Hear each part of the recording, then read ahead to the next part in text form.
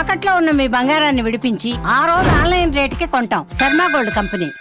నమస్కారం అండి, సుమన్ టీవీకి స్వాగతం. నేను గీతాంజలి. మనతో పాటు ఉన్నారు భారతీయ శంకరపీఠం వ్యవస్థాపకులు, ప్రముఖ జ్యోతిష్యులు, ఆధ్యాత్మికవేత్త, బ్రహ్మశ్రీ అన్నవరపు తిరుపతిమూర్తి అవధాని గురువుగారు. వారితో మాట్లాడదాం.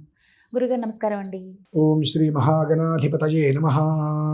ప్రత్యక్ష దైవం సూర్య భగవానుడు, వారి ఆరాధన ఖచ్చితంగా ఈ రోజున చేయాలి అనేటువంటి రోజు రథసప్తమి రానే వచ్చింది. మరి ఎలా ఆరాధించాలి, ఎవరెవరు ఏ విధంగా చేసుకోవాలి, నియమాలు, ఇంట్లో చేసుకునే విధానం తెలియచేయండి. తప్పకుండా.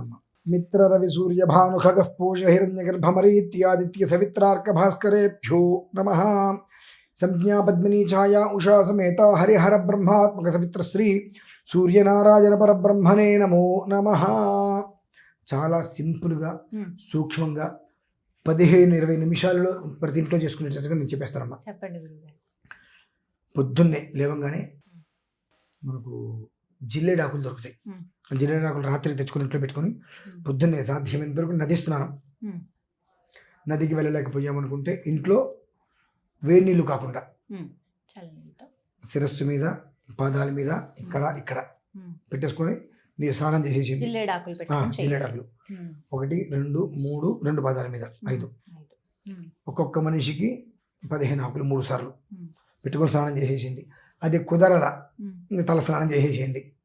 అంటే ఇక కుదరలేప్పుడు మనం చేయలేము, సమయం తక్కువ ఉంటుంది అనుకుంటే శిరస్నానం చేసేసి శుభ్రంగా సూర్యనారాయణ స్వామికి నమస్కారం చేసుకొని పిడకలు ఉంటాయి, పిడకలు ఉంటాయి. ఆ పిడకలతోటి పొయ్యి పెట్టి దాంట్లో ఒక ఇత్తడి గిన్నె తీసుకొని గోధుమ రవ్వ పాయసం, ఆయన గోధుమ చాలా ఇష్టం, గోధుమ రవ్వ పాయసం అలా పెట్టుకొని పక్కన చిన్న రథం ముగ్గేసుకొని, అలాగే 2 చిక్కుడుకాయలు తీసుకొని చిక్కుడుకాయకి ఆ పక్క ఈ పక్క 2 పుల్లలు గుచ్చేసి పెట్టేస్తే అది రథంలాగా అటు ఇటు కదులుతూ ఉంటుంది. ఆ మధ్యలో సూర్యనారాయణ స్వామి వారిని లాగా ఒక చిన్న రౌండ్గా చక్రం వేసుకొని బిందు కాబట్టి ఆయన్ని ఆరాధన చేసినట్టుగా, అంటే ఆయన ఫోటో మనకి ఎట్లాగో కింద పెట్టేది దొరకవు, అప్పుడు ఒక తమలపాకు, మర్రి ఆకు, లేదంటే కనుక ఇదే మనకు చిక్కుడాకు పెట్టేసి దాని మీద రథం పెట్టి మధ్యలో ఒక చుక్క సూర్యనారాయణ స్వామి వారి బిందులాగా పెట్టి అందులో బొట్టు పెట్టేసేసి ఆయనకి నమస్కారం చేసుకొని మిత్ర దోషుడితో నీళ్ళు తీసుకొని ఆ పైన సూర్యనారాయణ స్వామి వారికి కనిపించేట్టుగా మిత్ర రవి సూర్య భాను ఖగః పూష హిరణ్య గర్భమరీత్యాదిత్య సవిత్రార్క భాస్కరేభ్యో నమః. సంజ్ఞా పద్మినీ ఛాయా ఉషా సమేత హరిహర బ్రహ్మాత్మక సవిత్ర శ్రీ సూర్యనారాయణ పరబ్రహ్మణే నమో నమః. ఇదమర్ఘ్యం సమర్పయామి అనుకుంటూ స్వామివారికి అలా అలా 12 సార్లు. ఇన్ని చెప్పుకోవడం కష్టం కదా.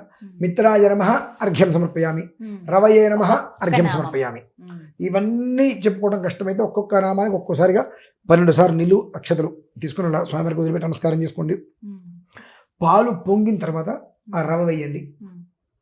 పాయసం అయిపోయిన తర్వాత గిన్నె తీసి పక్కన పెట్టి ఈ రథం దగ్గర మీరు సూర్యనారాయణ స్వామి వారికి పెట్టుకుని నమస్కారం చేసుకుంటున్నారు కదా, ఆయనకి కాస్త ధూపదీపాలు ఇచ్చేసేసేయండి.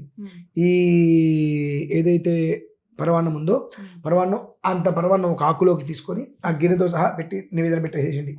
నివేదన పెట్టిన తర్వాత కర్పూరం వెలిగించుకొని స్వామివారికి చూపించి అలాగే పైకి ఆకాశానికి, అది కూడా దానికి ముందేం చేయాలో కూడా ఇంకొక మాట చెప్పాలి నేను. నివేదన అయిపోయిన తర్వాత ఆకులు ఉంటాయి కదా, ఈ చిక్కుడు ఆకులు, ఆ చిక్కుడు ఆకులు తీసుకొని ఇంత ప్రసాదం, ఆకులో నివేదన పెట్టిన ప్రసాదం, అది ఇంత ప్రసాదం అందులో వేయటం, కొంచెం ఆకు దగ్గర పెట్టేసుకోవడం, రవయే నమః మిత్రాయ నమః అని కూడా అగ్నిహోత్రంలో వేసేయటం. అలా 12 సార్లు ఆయనకి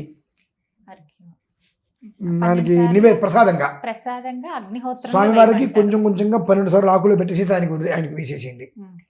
అంటే ఒకసారి వేసేయంగా చేయగడుకోండి, మళ్ళీ తీసుకొని మళ్ళీ ఆకులో పెట్టుకొని ఒక చుక్కన వేయండి, రవయే నమః అనుకుంటూ స్వామివారికి అలా 12 సార్లు స్వామివారికి నమస్కారం చేసుకొని హారతి వెలిగించిన తర్వాత ఇక్కడ చక్కగా ఇక్కడ హారతి చూపించి సూర్యనారాయణ స్వామివారికి సప్తాశ్వరూఢం నక్షత్రమాలం కోటికిరణ భాస్కరాయ, సప్తాశ్వరూఢం నక్షత్రమాలం కోటికిరణ భాస్కరాయ అనుకుంటూ స్వామివారి యొక్క పాట ఉంటుందమ్మా.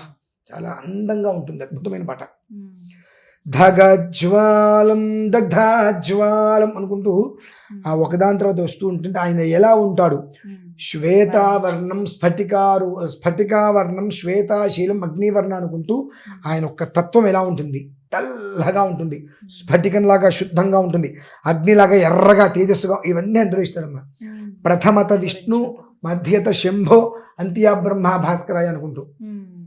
అది మీరు సప్తాశ్వరుడు అని కొడితే నెట్లో వచ్చేస్తుంది. వస్తుందండి, అవును. ఆ పాటను పెట్టుకొని స్వామివారికి హారతి ఇచ్చేసేయండి. హారతి ఇచ్చి నమస్కారం చేసుకుందమ్మా, సింపుల్. అన్ని అలాగే ఏర్పాటు చేసుకుంటే ఒక అరగంటలో అయిపోతుందండి. అవును. చాలా మంది ఆడవాళ్ళకి 16 పళ్ళ నోములు అవన్నీ కూడా ఆ రోజే ఆహా. పట్టుకుంటూ ఉంటారు. ఆ. ఆ రోజు నుంచి మళ్ళీ ఒక్కొక్క సంవత్సరం ఒక్కొక్కటి పెట్టుకుంటారు. కొంతమంది ఏంటంటే ఒక 5-6 పెట్టేస్తారు ఒకే సంవత్సరం. 16 పనస పళ్ళను, 16 రకరకాలుగా వాళ్ళు ఉండేటువంటి ఏవైతే ఉంటాయో అవి 16 పళ్ళు ఒక్కొక్కటి కూడా అవి 16 ఉంటాయి కాబట్టి 16 పళ్ళ నోములు. కొంతమంది 16 ఏళ్ళు చేసేవాళ్ళు కొంతమంది ఉంటే చిన్న పంచు, దానికి వివాహంతో సంబంధం లేదు, ముందు నుంచి మొదలుపెట్టి చేసుకోవచ్చు. వివాహం అయిన తర్వాత కూడా దాన్ని చేసుకోవచ్చు. కొంతమంది ఏంటంటే ఒకటే సంవత్సరం నేను పూర్తి చేసుకుంటానేటువంటి నమ్మకంతో ఒక 6, 7, 8 పెట్టేసుకుంటారు. అటువంటి నోములు కూడా ఉంటాయి ఇంటింటి 10. అటువంటివి ఏమైనా ఉంటే స్వామివారికి నమస్కారం చేసుకొని ఆ రోజు నుంచి మొదలు పెట్టుకోవడం ఆ వృద్ధికి మూలంగా చూపిస్తుందమ్మా. చాలా సింపుల్గా, కంగారు లేకుండా ప్రశాంతంగా ఇంట్లో ఊరికే చేసుకోవడానికి మూలం ఇది. చక్కగా ఇంట్లోనే చేసుకోవచ్చు. ఉదయం ఎన్ని గంటలకి చేయాలి ఇది చెప్పండి గురువుగారు? సాధ్యమైనంత వరకు 10:30 దాటక ముందు పూర్తి చేసేసేయండి. 10:30 దాటక ముందు పూర్తి చేసేయండి. ఇంకా 9 పూర్తి చేస్తే ఇంకా మంచిది. తప్పకుండా. అంటే దీనికి మూలం ఎలా ఉంటుందంటే అమ్మా, మన ఇళ్లలో దేవాలయాలలో చేసేటువంటి దానికన్నా ముందు చేసుకోవాలి మనం. భద్రాచలంలో మనకు శ్రీరామనవమి వస్తుంది, ఎంత పందిళ్ళు వేస్తారు.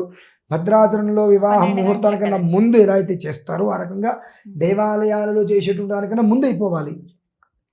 దానికి ప్రమాణం అదే. 9:30 ప్రమాణం ఎట్లా అండి అంటారు, అది ప్రమాణం. 2 గబ్బెక్కింట్లో పసిపిల్లలు ఉంటారు, 2-3 ఏళ్ళ పిల్లలు ఉంటారు. మళ్ళీ తర్వాత ఇంట్లో వంట చేసుకొని వాళ్ళని భోజనం పెట్టి కూడా ఆలస్యం కాకుండా ఈ 2 విధానాల కూడా 9:30కి పూర్తి చేసుకోగలిగితే ఇంట్లో ఇబ్బందులు ఉండవు. దేవాలయం కన్నా మనం ముందు చేసే వాళ్ళం అవుతాము. ఆ తర్వాత చేస్తే అయ్యో మనం చేసుకున్నాం అనేటువంటిది లేకుండా ఈ నోము నోచుకోవడానికి కూడా విధానం ఏర్పడుతుంది. అట్లా తప్పకుండా త్వరగా సులువుగా ఎలా చేసుకోవాలి ఆదిత్యుడి అనుగ్రహం ఎలా పొందాలో చెప్పారు. ధన్యవాదాలు గురుగారు.